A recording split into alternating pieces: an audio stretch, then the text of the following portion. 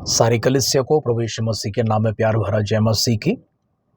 विश्वास करते हैं और ये दुआ भी करते हैं कि आप सलामत रहे और परमेश्वर ने निश्चय आप सभी को सलामत रखा है। वैसे हम एक दूसरे से बहुत दूर हैं, हजारों मील दूर हैं, लेकिन आत्मा में हम आपके संग हैं। इतना ही नहीं, हम एक दूसरे को आमने सामने देखने का जो सौभाग्य इस विज्ञान के माध्यम से, इस तकनीक के माध्यम से मिली है, शुक्र अदा करते हैं उस परमेश्वर को, आभार प्रकट करते हैं कि ऐसी धन्यता, ऐसी भाग्य हमारे जीवन में उन्होंने दिया है। संत पौलुस को हम अगर स्मरण करें, पौलुस अपनी कलीसिया से मिलना चाहते थे। पौलुस उन सारे विश्वासियों से और उन आत्मिक संतानों से भी मिलना चाहते हैं जिनको उन्होंने प्रभु यीशु मसीह की प्रेम के बारे में प्रकट किया और उन्होंने प्रभु यीशु मसीह की विश्वास में उन्हें लेकर आया, उनको उद्धार का राह को दिखाया है। उन सबों को परमेश्वर का चेला बनाकर परमेश्वर के राज्य के लिए बाट जोता हुआ संतान के रूप में उन्हें सिद्ध किया था। ऐसे आत्मिक संतानों से और ऐसे आत्मिक विश्वासी गणों से संत पौलुस मिलना चाहते थे, लेकिन विधि के कुछ ऐसे कारण थे, कुछ ऐसे हालात थे जिनके कारण से पौलुस उनके पास नहीं जा सकते थे। एक, लंबी यात्रा करनी पड़ती थी। दूसरा, पौलुस ने प्रभु यीशु मसीह को अपने उद्धारकर्ता स्वीकार करने के बाद जब उस समाचार प्रकट करते हुए जगह जगह पर जाने लगे, उन्हें बंदी गृह में डाल दिया गया था। प्रभु यीशु मसीह के सुसमाचार प्रकट करने के कारण से उन्हें बंधनों में जकड़ लिया था। उन्हें यात्रा में जाना पड़ता था। यात्रा वो किसी क्षेत्र के लिए, किसी को मिलने के लिए या फिर कोई जगह को देखने के लिए नहीं करते थे। उन्हें यात्रा करना पड़ा था क्योंकि उन्हें एक अदालत से दूसरी अदालत में लेकर जाते थे। उनको यात्रा इसलिए करना पड़ा और वो भी नाव के माध्यम से, समुद्र के मार्ग से होकर उनको चलना पड़ता था, जो कभी महीने लग जाते हैं, कभी दिन लग जाते हैं, कभी वर्षों लग जाते हैं। इतनी लंबी यात्रा उन्हें करना पड़ता था और एक जेल से लेकर उन्हें दूसरे जेल में उन्हें वहां से तबादला करता हुआ संत पौलुस को लेकर जाते थे। संत पौलुस फिर भी एक माध्यम को उन्होंने अपनाया था, कलम का माध्यम को उन्होंने लिया और उन्होंने चाहा कि जो संदेश, जो बातें वे अपनी कलीसिया को लिखना चाहते हैं, अपनी आत्मिक संतान को लिखना चाहते हैं, अपने चहेतों को लिखना चाहते हैं, बताना चाहते हैं, उन सबों को एक खत के माध्यम से उन तक पहुंचा दे। यही कारण है कि हम लोग जब नए नियम में अंतिम पुस्तकों की ओर आगे बढ़ते हैं, वहां पर हमने देखा है पौलुस ने कुरिन्थ के नाम से लिखा हुआ एक पत्र है, पौलुस ने इफिसुस के नाम पर लिखा हुआ एक पत्र है, पौलुस ने कुलस्सी के नाम पर लिखा हुआ एक पत्र है। इस प्रकार के पत्रों को हम लोग देखते हैं जो पौलुस ने आध्यात्मिक वचनों को, परमेश्वर की ओर से जो प्रकाश उन्हें मिली है, जो ज्ञान उन्हें मिली है, जो समझ उन्हें मिली है, उन सारे बातों का विवरण करता हुआ सभी चीजों को खत में लिख भेजते हैं। पौलुस की खत कभी महीनों के बाद में, कभी कुछ वर्षों के बाद में दूसरे लोगों तक पहुंच जाया करते थे, लेकिन पौलुस ने एक दूसरे से बातें करना, एक दूसरे की बातों को सुनना और अपनी उत्तर को देना, इसे बंद नहीं किया था। भले ही वे किसी बंदी गृह में थे, भले ही वे किसी यात्रा में थे, भले ही वे किसी दुर्घटना में थे, किसी आफत के समय में पड़े हुए थे, लेकिन खत के माध्यम से सारी बातों को अपने लोगों तक पहुंचा चुके हैं। आज हम इस तकनीकी युग में हैं जहां पर हम दृश्यमान रूप से एक दूसरे को देख सकते हैं। न केवल दूर देश से हम लोग एक दूसरे से बात करके सुन सकते हैं, वरन हम लोग एक दूसरे को मिल भी सकते हैं, देख भी सकते हैं, आमने सामने हम बातचीत भी कर सकते हैं। इस प्रकार की सौभाग्य जो हमें मिली है, उसका हम उपयोग करता हुआ परमेश्वर के नाम की स्तुति करते, आराधना करते हुए परमेश्वर का वचन को आपके पास पहुंचाने के लिए इस माध्यम को अपनाया है। प्रभु को फिर से एक बार आभार प्रकट करते हैं और दुआ करते हैं कि आप लोग इसी प्रकार से निरंतर अपनी प्रार्थनाओं में, विश्वास में, वचन में, आराधना में आगे बढ़ते रहें। आज की हमारी अध्ययन के लिए हम लोग परमेश्वर के शास्त्र से नया नियम, यूहन्ना का लिखा हुआ उस समाचार में चलते हैं जहां प्रभु यीशु मसीह ने अपने चेलों के साथ कुछ बातें कही थी। यूहन्ना इन बातों को, प्रभु यीशु मसीह ने जो कहा था, उन बातों को लिख कर रखा है। प्रभु यीशु मसीह उन लोगों को तसल्ली देने के लिए और उनके साथ में कौन है, क्या है, इन बात को प्रकट करने के लिए, उनके सुनने वालों के विश्वास को बढ़ाने, धैर्य को बढ़ाने के लिए उन्होंने जिस मार्ग को, जिस वचन को उन तक पहुंचाया है, उसे हम लोग पढ़कर सुनते हैं। यूहन्ना का सुसमाचार 8वां अध्याय 29वां वचन को पढ़ेंगे। और मेरा भेजने वाला मेरे साथ है, उसने मुझे अकेला नहीं छोड़ा, क्योंकि मैं सर्वदा वही काम करता हूं जिससे वह प्रसन्न होता है। दो बातों को ध्यान करेंगे। सबसे पहला, परमेश्वर के बारे में, पिता के बारे में यीशु मसीह परिचय करते हैं, और इतना परिचय करता हुआ यीशु मसीह कहते हैं कि मैं अपने आप से नहीं आया, मुझे भेजा गया है। फिलिपियों की पत्री में हम 2 अध्याय में देखते हैं कि प्रभु यीशु मसीह को स्वर्ग से भेजा गया है। प्रभु यीशु मसीह संसार में इस कारण से आए हैं ताकि वे हम सबके पापों के लिए, हमारे उद्धार के लिए अपने आप को कुर्बान कर सके।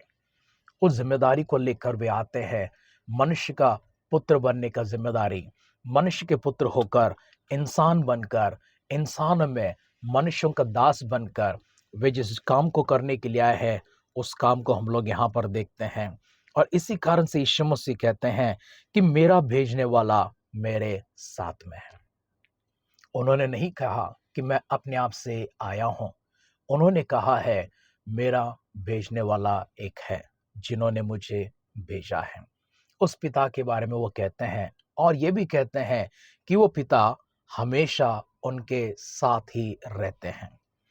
उनके साथ रहने का जो कारण वो बताते हैं, वो कारण ये है कि वो पिता ने उनको अकेला नहीं छोड़ा है। उस भेजने वाले ने, उस परमेश्वर ने उनको अकेला नहीं छोड़ा है। उस परमेश्वर ने उनको साथ रखा है, उन्हीं के संग रहे हैं, उन्हीं के साथ रहे हैं, उनसे कभी जुदा, उनसे कभी अलग नहीं हुए हैं। इसी कारण से यीशु मसीह ने कहा कि मेरा भेजने वाला मेरे साथ में है। कारण ये बताते हैं कि मैं वही काम करता हूँ हमेशा जो मेरे पिता को या फिर मेरे भेजने वालों को प्रसन्न करता है।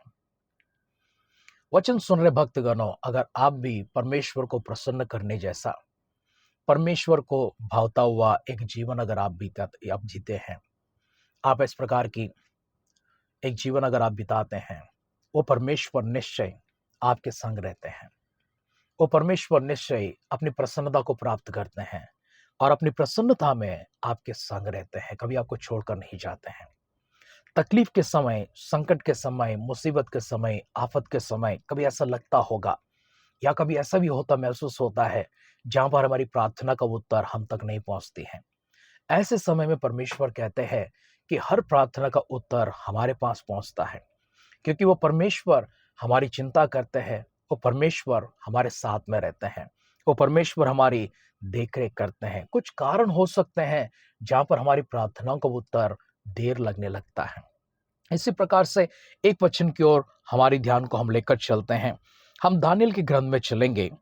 दानियेल के ग्रंथ से हम 10वें अध्याय में प्रवेश करेंगे और वहां से हम कुछ वचनों को पढ़ता हुआ परमेश्वर की इन शास्त्रों में से उन्होंने हमारे लिए क्या प्रावधान रखा है, उन प्रावधानों को हम लोग देखने की प्रयास करेंगे। दानियेल का ग्रंथ 10वां अध्याय में प्रवेश करते हैं, उसका 12 वचन से पढ़ते हैं, अर्थात मैं कुछ और वचन आगे से मैं पढ़कर सुनाना चाहता हूं।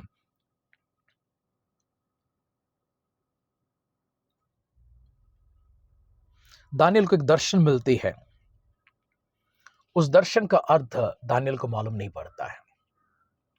दानियेल उस समय अकेला पड़ जाता है। दानियेल को हम लोग देखते हैं बेबीलोन में रहते हैं। बेबीलोन में दानियेल और इनके 3 साथी भी हैं, हनन्याह, मिशाएल और अजर्याह। हमने इन चारों को देखा है। राजा ने जब इनको तालीम दिलवाई और इनकी परीक्षा की गई थी, हमने इस प्रकार से पाया है कि वे सब विद्याओं में, हर प्रकार के विषय में, कौशल में, हर प्रकार की प्रतिभा में वे प्रवीणता को प्राप्त किए हुए हैं। उनके समान और कोई नहीं रहा। इसलिए उन्होंने अपनी सारी जवानी, अपनी लगभग सारी उम्र राजा के पास में सेवा की है। परमेश्वर ने उनको इतनी बढ़ोतरी दी, परमेश्वर ने इतनी तरक्की दिलाई, इतनी ज्ञान दिया, आध्यात्मिक और दैविक ज्ञान परमेश्वर ने उनको प्रदान किया था। राजा नेबूकदनेस्सर को एक दर्शन मिलती है, एक स्वप्न आता है। उस स्वप्न का अर्थ वो नहीं जान पाता है।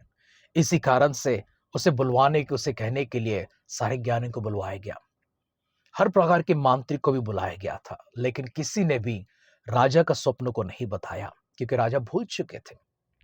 राजा ने कहा, अगर कोई मेरे स्वप्न को नहीं बताएगा, उसका अर्थ भी नहीं बताएगा, सारे ज्ञानियों को, सारे मांत्रिक लोगों को, सभी को, तंत्र मंत्र करने वाले सबों को मैं खत्म कर दूंगा, मृत्यु का दंड आदेश दे दूंगा। मैं मृत्यु की दंड की आदेश पहुंच चुकी थी, वो निकल चुकी थी। ये शब्द दानियल के पास पहुंची, हनन्याह, मिशाएल, अज़रिया के पास भी पहुंची थी। ये भी ज्ञानी थे, राजा के सलाहकारों में से सलाहकार थे, 4 युवक थे ये लोग। इनकी भी मृत्यु की समय आ गई थी। उस समय दानियल ने कहा अपने मित्रों से, जाकर प्रार्थना करो ताकि परमेश्वर उस दर्शन को बताए, प्रार्थना करो ताकि परमेश्वर उस दर्शन का अर्थ को भी बताए, वो स्वप्न क्या होता है। चारों मिलकर प्रार्थना करते हैं। दानियल अपने मित्रों के पास आकर कहते हैं, प्रार्थना का उत्तर मिल चुका है, दर्शन ये है, स्वप्न ये है और इसका अर्थ भी ये है। राजा के पास चलते हैं, राजा को बता देते हैं। तब से राजा ने उनको मंत्री होने का जिम्मेदारी दे दिया था, राज्यपाल होने की जिम्मेदारी उनको दे दिया था। राज्य के ऊपर वो हुकूमत करने का, शासन करने का अधिकार को रखते हैं। ऐसा दानियल जिसने इससे पूर्व, और ऐसा हनन्याह, मिशाएल और अज़रिया, ये चारों थे जिनको पहले ज्ञान मिली थी, ऐसी समझ मिली थी, दर्शन उसका अर्थ भी मिल चुका था। आज वो दर्शन का अर्थ नहीं मिल रहा है। इसी कारण से वो अपने आप को अकेला महसूस करने लगा था, क्योंकि बहुत दिन हो चुका, उसका उत्तर उससे मिल नहीं रहा था। 7वां वचन से पढ़ते हैं, दानियल का ग्रंथ 10वां अध्याय 7वां वचन से। उसको केवल मुझ दानियल ही ने देखा और मेरे संगी मनुष्यों को उसका कुछ भी दर्शन ना हुआ, परंतु वे बहुत ही थरथराने लगे और छिपने के लिए भाग गए। तब मैं अकेला रहकर वो अद्भुत दर्शन देखता रहा, इससे मेरा बल जाता रहा, मैं भयातुर हो गया और मुझ में कुछ भी बल ना रहा। तो भी मैंने उस पुरुष के वचनों का शब्द सुना, और जब वह मुझे सुन पड़ा, तब मैं मुंह के बल गिर गया और गहरी नींद में भूमि पर आंधे मुंह पर पड़ा रहा। फिर किसी ने अपना हाथ से मेरी देह को छुआ और मुझे उठाकर घुटनों और हथेलियों के बल थरथराते हुए बैठा दिया।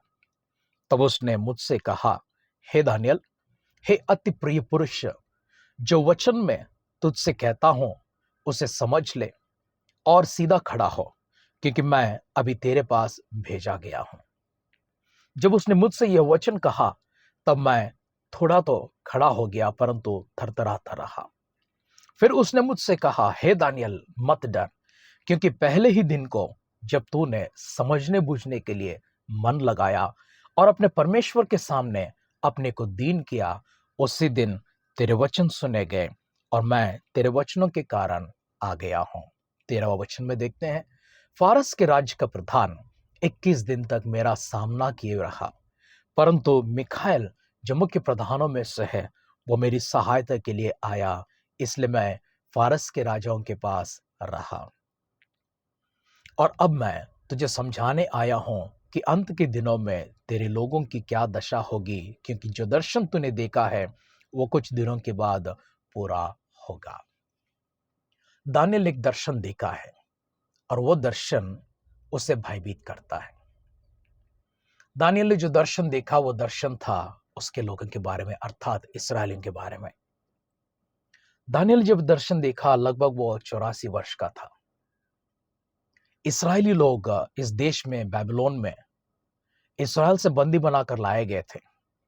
उनके लाने के लगभग अभी 70 वर्षों के बाद, अर्थात जब दानियल जवान था, 14 वर्षों का था, उस समय वह बेबीलोन में था, बंदी गृह में था, वो गुलामी में लाया गया था। क्षमा कीजिए, बंदी गृह नहीं, गुलामी में लाया गया था। राजा नबूकदनेस्सर ने यरूशलेम के ऊपर चढ़ाई की, यरूशलेम को नाश कर दिया, मंदिर को भी नाश कर दिया और सारे इस्राएलियों को वहां से जितने भी उन्हें लगा उन्हें लेकर जाना है, लेकर आ गए हैं। लेकिन फारस के राजा के समय में और थोड़े समय पहले कुछ ऐसा हो गया कि उन लोगों में से लगभग 50,000 लोगों को इस्राएल जाने के लिए, यरूशलेम जाने के लिए छुड़ा दिया गया था। और उस समय दानिय्येल ने चाहा कि जो शेष और भी लोग रहे हैं उसी बेबीलोन में, उनके खातिर वो वहां पर रहे। सारे इस्राएलियों को तो नहीं छोड़ा था, केवल लगभग 50,000 लोगों को ही छोड़ा गया था। दानिय्येल बेबीलोन में रह गए हैं और उस समय उनको एक दर्शन मिलती है और वो दर्शन इन लोगों के बारे में है जो दानिय्येल के साथ में है। उनके साथ जो होने वाला है अच्छा नहीं होने वाला है। ये दर्शन इस स्वप्नों से मिलता है। इसी कारण से वो थरथराने लगा, वो कांपने लगा और वो दर्शन के कारण वो कमजोर भी हो गया था। इतना कमजोर हो गया कि वो अपने मुंह के बल गिर पड़ा था। तब फिर उसने क्या महसूस किया, कोई एक पुरुष आकर उसके पास उसे उसके ऊपर हाथ रखकर उसे कहता है, मत डर, खड़े हो जा। उससे कहता है कि खड़े हो जा। और वो खड़े होकर, दानिय्येल खड़ा होना चाहता लेकिन वो खड़ा नहीं हो पाता है।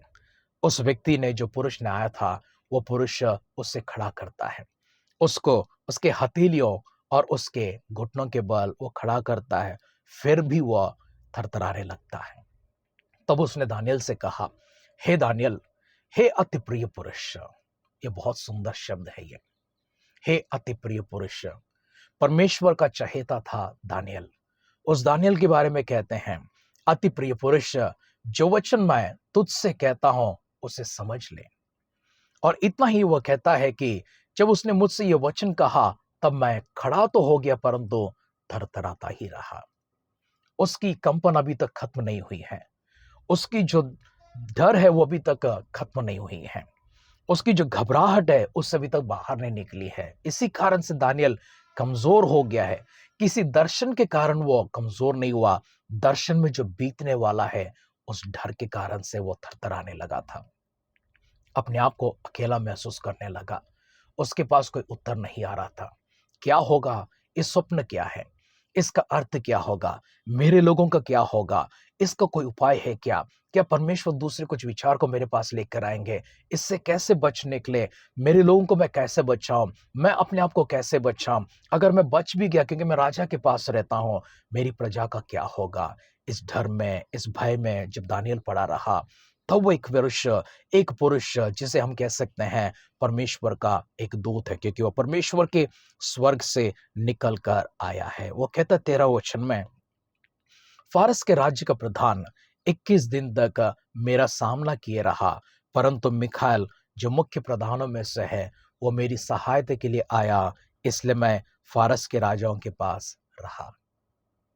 फारस के राजा को देखते हैं, वो राजा कोई साधारण सा राजा नहीं है। वो राजा ऐसी कुछ ताकतों को रखता है जो विरोध कर सकता है। किसका विरोध कर सकता है? वो परमेश्वर के जनों का विरोध कर सकता है। परमेश्वर के जन वैसे तो लड़ते नहीं हैं। परमेश्वर के जन वैसे, हम नए नियम की कलीसिया को देखेंगे, हम प्रार्थना करने वाले लोग हैं, हम दुआ करने वाले लोग हैं, हम प्रेम करने वाले लोग हैं, हम क्षमा करने वाले लोग हैं, हम सहन कर लेते हैं, बर्दाश्त कर लेते हैं। हम अपनी प्रार्थना के रूप में ही हर किसी का समाधान को भी ढूंढते हैं। ऐसी कोई भी चीज क्यों ना हो, हम केवल प्रार्थना प्रार्थना प्रार्थना के माध्यम से ही हम उत्तर को पाने की कोशिश करते हैं। एक पुरुष जो वो उनके पास, दानिय्येल के पास आया था, वो पुरुष दानिय्येल को सहायता पहुंचाने के लिए आया था। कैसी सहायता पहुंचाना चाहता है वो? इस प्रकार की सहायता जिसकी वो समझ नहीं रखता है, जिस बात की उसे ज्ञान नहीं है, उस ज्ञान देने के लिए, उस समझ को देने के लिए वो आकर उसके पास खड़ा हो जाता है। लेकिन फारस के राजा ने उसे रोक लिया है। फारस के राजा के पास ऐसी ताकत थी कि वह उसे छोड़ नहीं रहा था। इसी कारण से परमेश्वर ने चाहा कि स्वर्ग से स्वर्गदूत, अर्थात दूतों का प्रधान मिकाएल को भेजे। हम मिकाएल को योद्धा के रूप में देखते हैं, युद्ध करने वाले सेना के रूप, परमेश्वर के स्वर्गदूत के रूप में, या फिर यहोवा जो सेनाओं का यहोवा कहलाते हैं, वो परमेश्वर मिकाएल को अपने लिए उपयोग करते हैं। राजा यहोशापात को हमने देखा था, जो वो निहत्था हो चुका था, कमज़ोर हो चुका था, क्योंकि अचानक से शत्रु आकर उसे घेर लिए थे। उसके राज्य के चारों ओर उन्हें घेर लिया था, उसके पास कोई उपाय नहीं था। तो परमेश्वर के भक्त के पास पहुँचते हैं और उपाय के लिए वो गुज़ारिश करते हैं। उस गुहार को सुनकर परमेश्वर का भक्त परमेश्वर के पास जाकर उनसे उत्तर को, उपाय को प्राप्त करते हैं और इसमें उन्होंने कहा, गवाहियों को और बजाने वालों को सिद्ध रखें। वे सेना में आगे आगे चलते रहेंगे।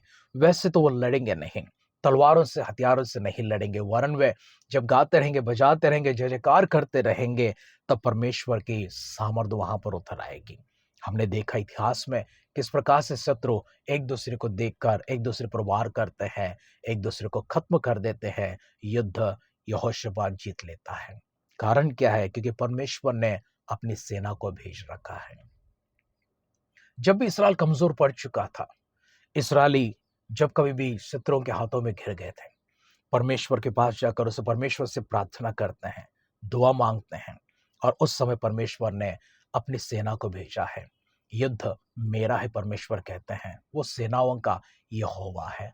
उस परमेश्वर ने युद्ध में उनको विजय दिलाई थी और उन सबको छुड़ाकर उन्हें फिर से एक बार स्वतंत्र कर दिया था। ऐसे एक संदर्भ को हम यहाँ पर देखते हैं। मिखाइल की आवश्यकता पड़ी है, क्योंकि संदेश को लेकर आने वाले अक्सर हम जिब्राइल को देखते हैं। जिब्राइल परमेश्वर का स्वर्गदूत, प्रधान दूत है वह, जो संदेशों को लेकर आते हैं। जकरिया के पास पहुंचा हुआ स्वर्गदूत जिब्राइल था। मरियम के पास पहुंचा हुआ स्वर्गदूत जिब्राइल था। यूसुफ के पास पहुंचा हुआ स्वर्गदूत भी जिब्राइल था। एक पुरुष के रूप में यहाँ पर जिक्र किया गया है। स्वर्गदूत जब भी आए हैं धरती पर, पुरुष का रूप ही लेकर आए हैं। स्वर्ग में से जब भी कोई दूत यहाँ पर आते हैं, वे स्वर्गदूतों का जो स्वर्ग में रहने वाला शरीर है, उस शरीर को लेकर नहीं आते हैं। धरती के ऊपर जो पुरुष का, मनुष्य का जो शरीर है, उसी शरीर को वे धारण करते हैं। अर्थात स्वर्ग से कोई भी स्वर्गदूत जब धरती पर आने के लिए परमेश्वर की आज्ञा को पाते हैं और वहां पर उन दस्तावेजों में उन्हें लिखना पड़ता है किस काम से वो उन्हें भेज रहे हैं, क्या करने वो जा रहे हैं, कितने समय के लिए उन्हें भेज रहे हैं। अब परमेश्वर की हर एक क्रिया का विधि होती है। हम एक देश से दूसरे देश में जाते हैं, हमें लिखवाना पड़ता है। हम एक शहर से दूसरे शहर में चले जाते हैं, हम अपना घर बसाना चाहते हैं, लिखवाना पड़ता है। हर एक चीज लिखित रूप में होता है। परमेश्वर के स्वर्ग राज्य में भी एक शासन है, एक विधि है। कोई हल्की जगह नहीं है कि जो जब चाहे, इस प्रकार चाहे वो नीचे उतर कर आ गया, जब चाहे वो चला गया, जितना समय चाहे वो यहाँ पर रह गया है। कुछ ऐसे स्वर्गदूत थे जो परमेश्वर के यहाँ से आए थे कामों को करने के लिए, लेकिन उन्होंने जब देखा परमेश्वर के संतान, जब उन्होंने देखा कि मनुष्य की बेटियां जो बहुत खूबसूरत और सुंदर दिखने लगी थी, उन्होंने चाहा कि वे उनसे विवाह कर लें।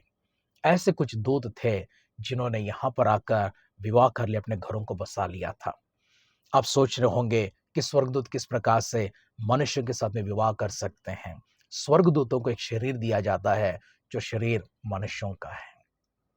प्राणियों का शरीर अलग है, हर प्राणी का शरीर अलग होता है। पशुओं का शरीर अलग होता है, पक्षियों का देह अलग होता है, मनुष्यों का शरीर अलग होता है। हम एक दूसरे से भिन्न दिखाई पड़ते, लेकिन हमारा शरीर अलग है। हमारे शरीर की तुलना हमारे किसी पशु के साथ में नहीं की जा सकती है। उसी प्रकार से हमारी देह की तुलना उस स्वर्गदूत के साथ में नहीं की जा सकती है। प्रभु यीशु मसीह जब इस संसार में आने वाले थे, प्रभु यीशु मसीह ने जब निर्णय किया कि उनको यहाँ पर आना है, फिलिप्पियों की 2 अध्याय में हम लोग देखते हैं, वे स्वर्ग में अपने आप को शून्य करते हैं। शून्य करने के बाद उन्हें एक शरीर देना पड़ा है। वैसे तो यीशु मसीह यहाँ पर एक शिशु के रूप में जन्म लेते हैं, लेकिन परमेश्वर स्वयं मनुष्य का रूप को लेते हैं, मनुष्य का रूप को लेते हैं।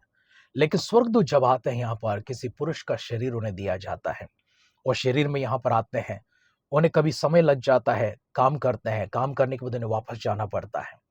जो लोग नहीं गए वो यहाँ पर विवाह करके या फिर किसी और कारण से ये लोग यहाँ के इस संसार की माया में, मोह में पड़ चुके हैं, वो रह गए यहाँ पर। लेकिन जो लोग वापस चले जाते हैं, उन्हें शरीर को वापस सौंपना पड़ता है, क्योंकि ये शरीर स्वर्ग में नहीं रह सकता। हम जब बादलों के ऊपर उठाए जाएंगे, उस समय हमारे लिए एक अलग सा शरीर दिया जाएगा। हम इस शरीर से नहीं जाएंगे बादलों पर, हमारे लिए एक अविनाशी शरीर दिया जाएगा।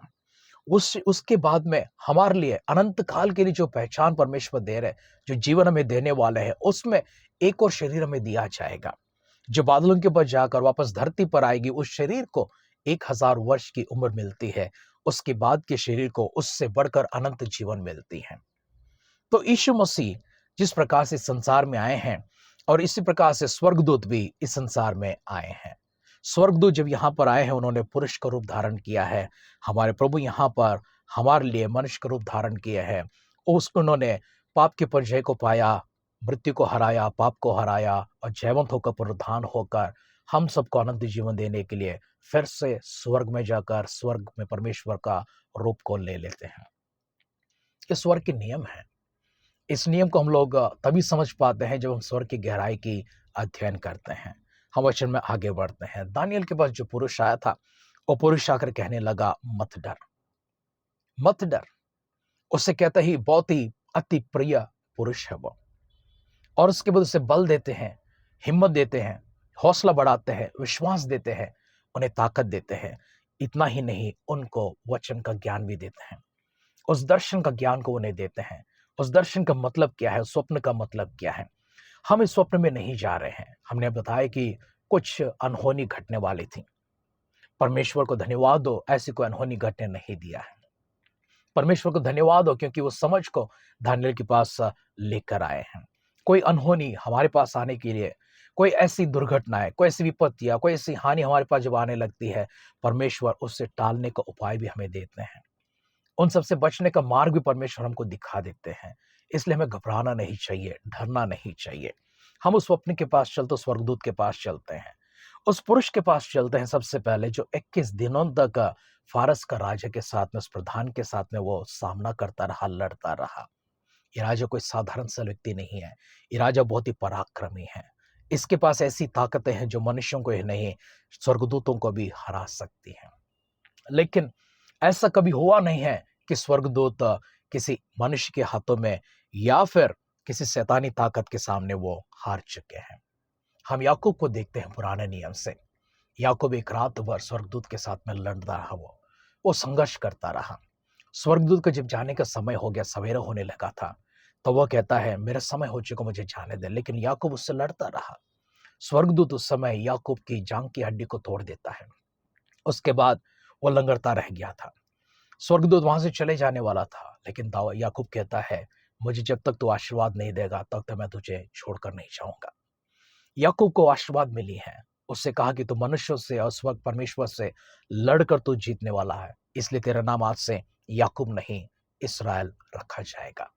याकूब इसराइल बन गया। स्वर्गदूत अपना काम खत्म करके वापस चले गए। इससे पहले हम देखते हैं महनीम नाम के एक जगह पर स्वर्गदूतों की एक सेना आती है, याकूब का सामना करते हैं। हम यीशु मसीह के जन्म के समय भी देखते हैं, गलीलियों के पास स्वर्गदूतों की बहुत बड़ी सेना आती है। वे सब अपना काम करते हैं, चले जाते हैं। कुछ लोग रह जाते हैं, फिर से इस बात को दोहराओ, लेकिन अधिकतम परमेश्वर के कार्य को करके, मनुष्यों की मदद करके स्वर्गदूत अपने वापस जगह पर पहुंच जाते हैं। दानियल के पास जो आया था स्वर्गदूत, अभी मिखाइल पहुंच जाते हैं। मिखाइल आकर इस पुरुष की मदद करने लगते हैं, क्योंकि फारस का राजा इतना ताकतवर था, उससे लड़ने के लिए कोई और मनुष्य की सहायता नहीं, उससे लड़ने के लिए किसी और सेना की ताकत नहीं पूरी, उससे लड़ने के लिए सारी सेना की ताकत कम पड़ जाती है। उससे लड़ने के लिए शायद हो सकता है कि और कोई देश भी कम पड़ जाए, क्योंकि एक देश दूसरे देश के विरोध में नहीं जा सकता है। इसी कारण से उससे लड़ने के लिए यहाँ पर परमेश्वर ने स्वर्गदूत को भेजा है। अगर ऐसा ना होता, फिर से एक युद्ध हो जाता। इसराइलियों के साथ में लड़ने के लिए कौन है? वैसे तो बंधन में है, गुलामी में है, उनका कोई राजा नहीं है। उनके पक्ष में समझदार ज्ञानी 4 पुरुष तो हैं, लेकिन वे ताकतवर इतने ही हैं कि राज्य को संभाल पाए, राजा का आदेश का पालन करें। लेकिन इस्राएलियों के पक्ष में होकर राजा के विरोध में लड़ने की ताकत इनके पास नहीं थी। इसी कारण से परमेश्वर ने, जब वे कमजोर पड़ गए थे, वे लाचार स्थिति में पड़ गए थे, परमेश्वर ने उनकी मदद के लिए स्वर्ग से मिखाइल को भेजा है।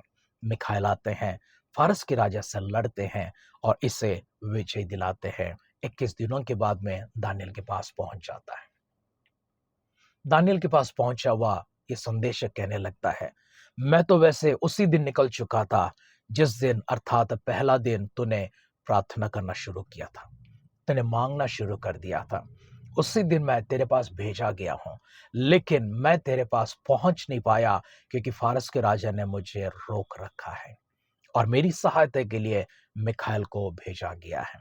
मिखाएल जो योद्धा के रूप में दिखाई पड़ते हैं, उस मिखाएल को हम लोग ध्यान कर रहे हैं यहाँ पर। मिखाएल को हमने इससे पहले भी हमने देखा था, हम यहूदा की पत्री में भी मिखाएल को देखते हैं। मिखाएल वो व्यक्ति है जो मूसा के शरीर को लेने के लिए आए थे। मूसा का शरीर किस कारण से जरूरत पड़ी है, मिखाएल को क्या जरूरत पड़ रही थी और शैतान को क्या जरूरत पड़ रही थी।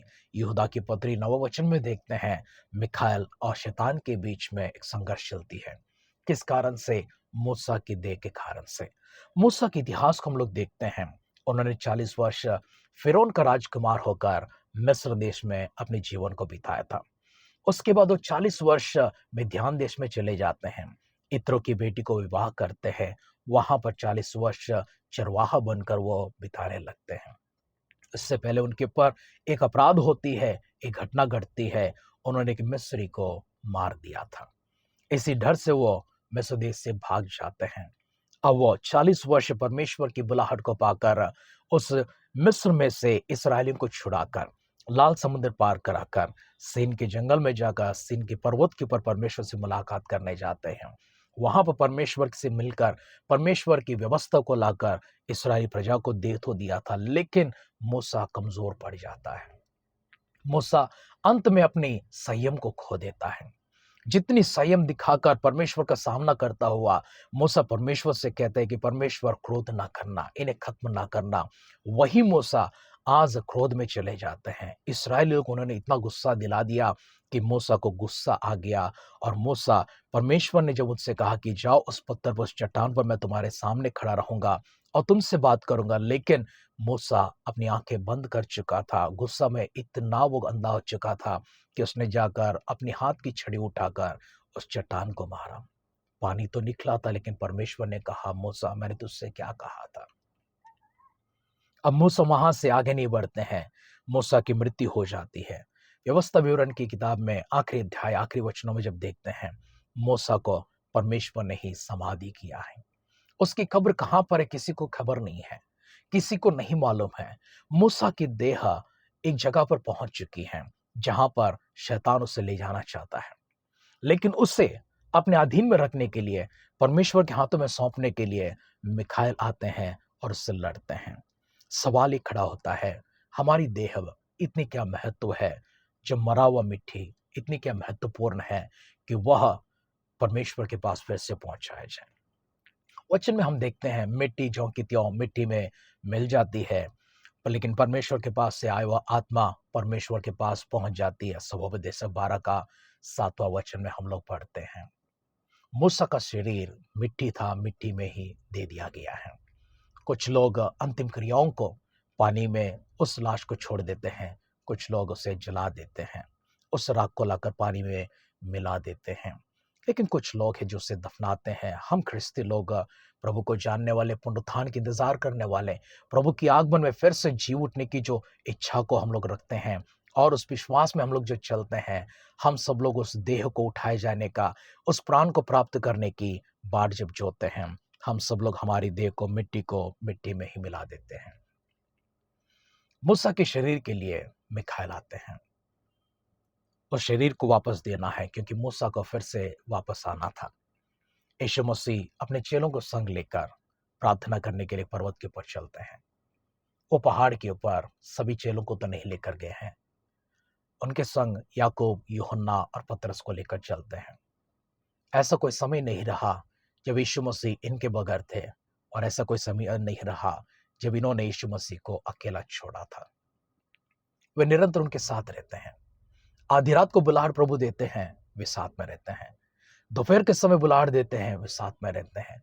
चाहे कोई भी समय में क्यों ना हो, यीशु मसीह के हमेशा वो संग रहा करते हैं। यीशु मसीह पर्वत के ऊपर जाकर प्रार्थना करने लगे, उनके सामने प्रार्थना करने लगे। ये तीनों चेले एक जगह पर बैठे हुए हैं, यीशु मसीह एक जगह पर बैठे हुए हैं। उस समय स्वर्ग से परमेश्वर के यहाँ से एलिया आते हैं और मूसा भी आते हैं। यह जो देह उनके लिए इतना महत्वपूर्ण इस कारण से था क्योंकि मूसा को फिर से उस देह में प्रवेश होना है, उन्हें प्रकट होना है। मूसा परमेश्वर से, प्रभु यीशु मसीह से मिलने के लिए उस पहाड़ के ऊपर आते हैं। उस पहाड़ के ऊपर उनसे मुलाकात करते हैं, लेकिन उस समय यीशु मसीह का रूप बदलने लगा। मूसा और एलिय्याह भी उसी चमक में, उसी प्रकाश में आने लगे थे।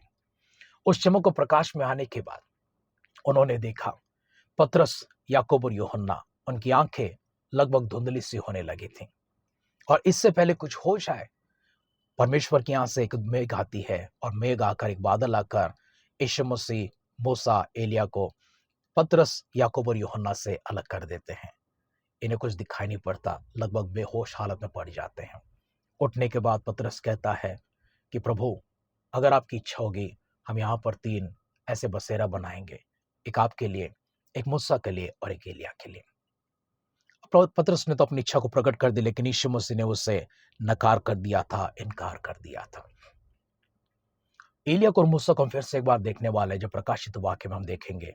यरूशलेम में वो आने वाले हैं और उस सम्राट के साथ में युद्ध करने वाले हैं, जो संसार के ऊपर राजा होगा, लेकिन अपने सिंहासन को यरूशलेम में रखेगा। वो मसीह विरोधी के साथ में, उस बड़ी सेना के साथ में ये दोनों मिलकर लड़ाई करने लगेंगे। उस समय कलीसिया, आप और मैं, हम सब लोग मिलकर बादलों के प्रभु यीशु मसीह के साथ में रहेंगे। मूसा के शरीर जिस प्रकार से महत्वपूर्ण है, उसी प्रकार से आपका और मेरा शरीर भी महत्वपूर्ण है। मूसा की देह को छुड़ाने के लिए मिखाएल आए हैं। दानियल के पास संदेश को पहुंचाने के लिए जो संदेशक आए थे, उनकी मदद करने के लिए परमेश्वर ने मिखाएल को भेजा है। आपसे, मुझसे परमेश्वर कहते हैं, अगर किसी बात की जरूरत पड़ी है, संकट के समय, मुसीबत के समय, आफत के समय, हमें लगता है कि हम अकेले रह गए हैं, हमें लगता है कि हम कमजोर पड़ गए हैं, हमें लगता है हमारी सहायता के लिए कोई नहीं है, परमेश्वर भी बोल चुके हैं। गौर की जिन बातों को, परमेश्वर ने अपने संदेश को भेजा तो है, लेकिन 21 दिन लगे उसे पहुंचने में। कारण क्या है? कुछ ऐसी ताकतों के विरोध में वो दूत, वो संदेशक हमारे खातिर लड़ाई कर रहा है। आपकी प्रार्थना शायद बहुत महत्वपूर्ण है। आपकी प्रार्थना, आपकी आवश्यकता जो परमेश्वर स्वर्ग से उपाय आपके पास भेज रहे हैं, वो बहुत महत्वपूर्ण है, जिसके लिए दूतों को भी लड़ना पड़ेगा। हमें दिखाई नहीं पड़ता है वो दूत कहां पर है, लेकिन हमारे लिए परमेश्वर ने उनको कहीं तो रखा है, रहस्य में रखा है। हमें दिखाई नहीं पड़ते हैं, वे लड़ते हैं, संघर्ष करते हैं, उन ताकतों को हरा देते हैं। फारस की राजा जैसी ताकत हो सकती है, शैतानी ताकत हो सकती है, सारी ताकतों को हरा कर वे हमारे पास पहुंच जाते हैं। हर प्रार्थना का उत्तर आपके पास पहुंचने वाला है। प्रभु यीशु मसीह कहते हैं, मेरा भेजने वाला मुझे कभी अकेला नहीं छोड़ा है। प्रभु यीशु मसीह भी कहते हैं, मैं संसार के अंत तक तुम्हारे संग सदैव रहूंगा। इसलिए घबराना नहीं, डरना नहीं, व्याकुल ना होना, चिंतित ना होना, निराश ना होना, विश्वास को खो ना देना। प्रभु के ऊपर भरोसा रखो, क्योंकि परमेश्वर आपके लिए उपाय को करते हैं। परमेश्वर अपने सब पवित्र आत्मा को आपके लिए भेजे हैं। परमेश्वर प्रभु यीशु मसीह को आपके साथ में रखे हैं, वचन के रूप में वो आपके साथ में रहे हैं। वो त्रिएक परमेश्वर निरंतर आपके साथ में है।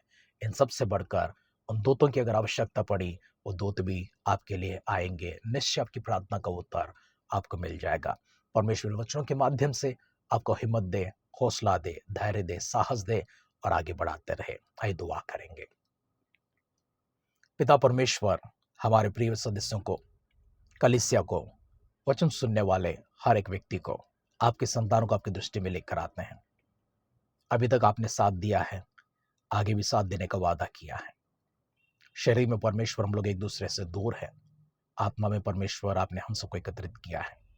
हम धन्यवाद करते हैं इन वचनों के माध्यम से जो आपने हम सबको उत्साहित किया है। प्रभु, हमारी हिम्मत को, हमारे विश्वास को बढ़ा है। प्रभु जी, हर एक व्यक्ति को आपकी नजरों में लेकर आते हैं, छोटे बच्चों को, भाइयों को, बहनों को, प्रभु जवानों को, माता पिताओं को, प्रभु सभी को आपकी नजरों में लेकर आते हैं। कमजोर लाचारों को आपकी दृष्टि में लेकर आते हैं। जो रोगी है, जो प्रभु, जो बीमार है, जो पीड़ित है, उन्हें भी आपकी दृष्टि में समर्पण करते हैं। सभी लोगों के ऊपर प्रभु आपकी स्वर की ताकत प्रभु जी भेज दीजिए। कोई संदेश है परमेश्वर, कोई छुटकारा, कोई सहायता, कोई ऐसी प्रभु चंगाई अभी तक देर हो चुकी है प्रभु, कोई ऐसी उपाय परमेश्वर अभी तक देर हो चुकी है, दुआ करते खुदा सारे बंधनों को तोड़कर उनको प्रभु तक पहुंचा दीजिए। सारे संतान को परमेश्वर आपने छूकर आशीर्वाद दिया है। हर व्यक्ति को परमेश्वर अपने स्पर्श किया है प्रभु। हर शरीर को प्रभु जी आपने तंदुरुस्ती से भरा, सामर्थ से भरा, सेहत और शक्ति से भरा। इसके लिए धन्यवाद करते हुए सारे प्रभु जी आशीर्वाद अपने भक्तों के पास निरंतर इस प्रकार से रखिए। प्रभु यीशु मसीह के बादलों के आगमन विलंब होगी, हम फिर से एक बार मिलकर आपकी स्तुति आराधना करने हमें जीवितों की गिनती में रखिए। अगर हमारे मिलने से पहले प्रभु यीशु मसीह के बादलों के आगमन संभव होगी, तब प्रभु आपके स्वर्गराज में हम सबको शामिल कीजिए। सारी दुआओं का पिता सुनकर में उत्तर देश के लिए धन्यवाद करते हुए हमारे उद्धारकर्ता हमारे प्रभु यीशु मसीह के नाम से इस प्रार्थना को मांगते हैं, सुन और कबूल कर पिता। आमेन, आमेन, आमेन। पिता परमेश्वर का प्रेम और पुत्र यीशु मसीह के अनुग्रह, पवित्र आत्मा की संगति, सहभागिता हम सबों के साथ में प्रभु यीशु मसीह के बादलों के आगमन के समय तक सदा के लिए बरकरार रहे। आमेन, आमेन, आमेन। परमेश्वर आप सबों को बहुतायत की आशीष दे। शीघ्र ही आपसे मिलेंगे, फिर से एक बार उस परमेश्वर की महिमा करता हुआ, आराधना करता हुआ, एक दूसरे को देखकर संगति में जाकर हम सब लोग उनके आनंद में लीन हो जाएंगे। अपने आप को संभाले रखिए, हम आपके लिए दुआ करते रहेंगे, आप भी हमारे लिए दुआ करते रहिए। परमेश्वर सबों को बहुतायत की आशीष दे। धन्यवाद।